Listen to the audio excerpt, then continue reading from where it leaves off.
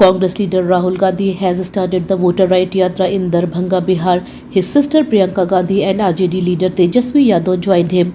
The march started from Jivaj Ghat and will go 30 km to reach Muzaffarpur by 4 p.m.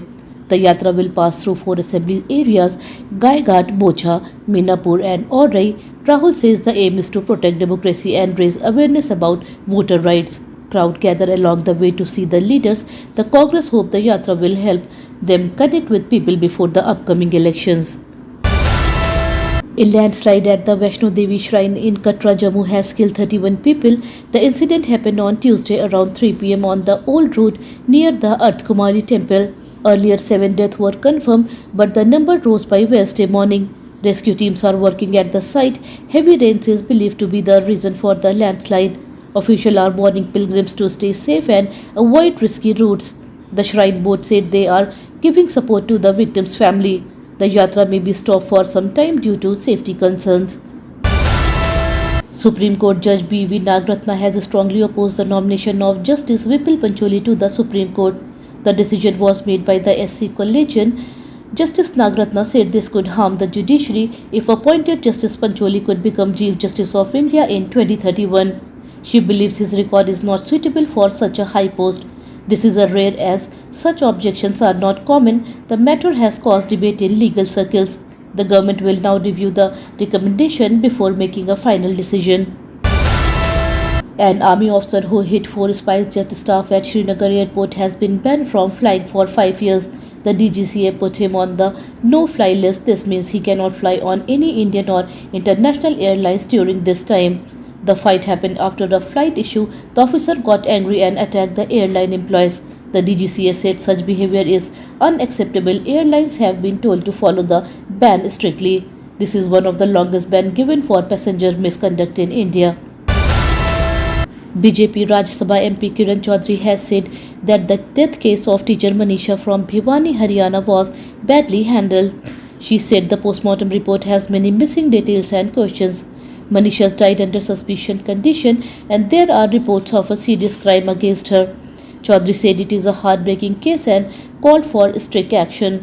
The local police are being blamed for not taking quick steps.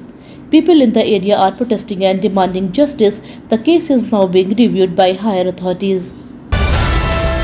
US President Donald Trump claimed he helped stop a possible war between India and Pakistan in May. Speaking at a meeting, he said he warned India of high trade taxes to calm things down. He claimed that after a 5-hour talk, both countries stepped back. India has denied Trump's earlier claim of mediation. After the talk, the US added a 25% extra tariff on Indian goods, which began today. India has not officially commented on Trump's latest statement, but past government responses called his claim baseless. India has expressed sadness over the killing of journalist in Gaza's Khan Yunis area. The Ministry of External Affairs called it shocking and deeply unfortunate. Spokesperson Randhir Jaiswal said India always stands against harm to civilians in conflict zones. He added that Israel is expected to carry out a full investigation. The journalists were killed while covering the ongoing war. Many countries have raised similar concerns. India said it supports peace and the protection of media workers in all conflict areas. From today, the US has put a 50% import tax on goods from India. This decision is from US President Donald Trump's earlier trade policy. It will affect Indian exports worth rupees 5.4 lakhs crore. Products like jewelry and clothes may see a 70% drop in demand in the US. Indian exporters are worried as America is one of their biggest markets.